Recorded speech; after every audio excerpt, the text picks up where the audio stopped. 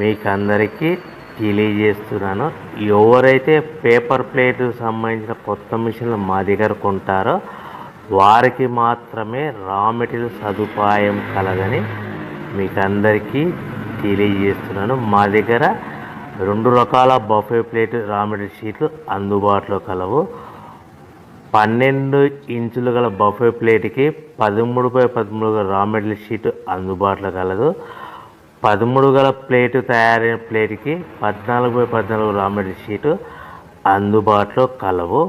కేవలం ATGSM మాత్రమే మనకు రా మెటీరియల్ షీట్లు అందుబాటులో కలవని మీకు అందరికీ తెలియజేస్తున్నాను.